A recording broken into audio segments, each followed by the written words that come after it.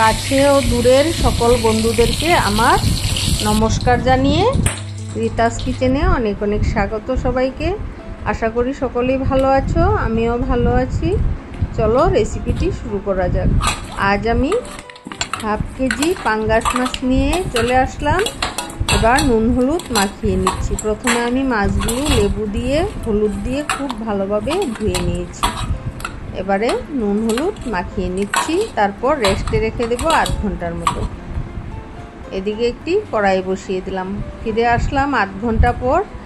এবার কড়াইতে তেল দিয়ে গরম হতে দিয়েছি। এবার একে একে মাছগুলো দিয়ে দেব।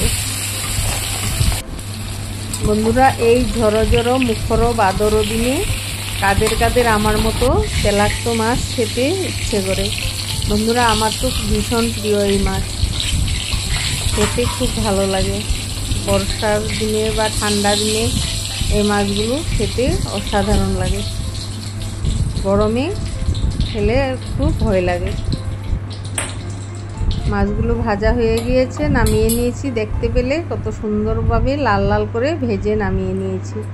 এবার নিয়েছি 3-4টের মতো ঝিঙে। ঝিঙেগুলো আমি কেটে একটু ঝিরিঝিরি করে নিয়েছি মাঝখানটায়। তারপর নুন হলুদ দিয়ে ভালোভাবে ম্যারিনেট করে নিলাম। এবার ভেজে নিচ্ছি কড়াইতে। মাছ ভাজার তেলটা ছিল, ওই তেলে আমি ঝিঙেগুলোকে ভেজে নিচ্ছি। বন্ধুরা, আমি ঝিঙেগুলো প্রায় 5-7 মিনিটের মতো ভেজে নেব। একটা পিঠ ভাজা হলে অপর পিঠটাও উল্টে পাল্টে একইভাবে ভেজে নেব। ভাজা ভাজা হয়ে গেলেই নামিয়ে নেব। এভাবে ভেজে বানালে খেতে ফ্যানটা খুব সুন্দর আসে। ঝিঙে দিয়ে পাঙ্গাস বন্ধুরা খেয়েছো কখনো? খাওনি আশা করি। একবার বানিয়ে এভাবে খেয়ে দেখো। একবার খেলে স্বাদ ভুলবে না জীবনে। এত সুস্বাদু হয় এই মাছটি। একদম কচি ঝিঙে বন্ধুরা।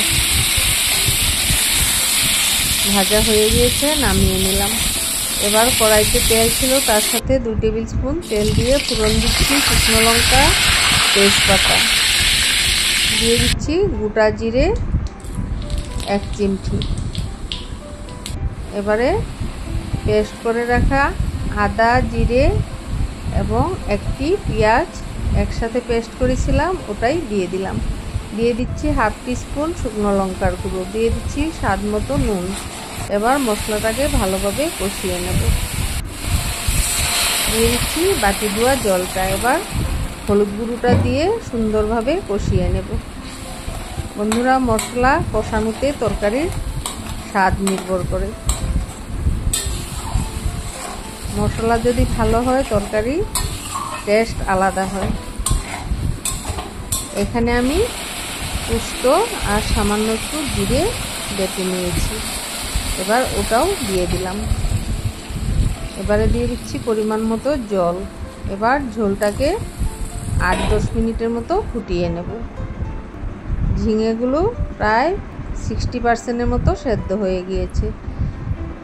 এবার একটু টকবক করে ফুটলেই ঝিঙেগুলো সেদ্ধ হয়ে যাবে। দেখো বন্ধুরা, ঝোলটা ফুটছে। মাছগুলো দিয়ে দিচ্ছি, আর কিচ্ছু দিতে হবে না। এবার দেখে নিচ্ছি ঝিঙেগুলো সেদ্ধ হয়েছে কিনা। বন্ধুরা, একদম তুলতুলে হয়ে গিয়েছে। এবার আমি গরম গরম সার্ভ করে নেব। এই রেসিপিটি তোমাদের যদি ভালো লেগে থাকে আমাকে লাইক, কমেন্ট এবং সাবস্ক্রাইব করে আমার পাশে থেকো। ধন্যবাদ।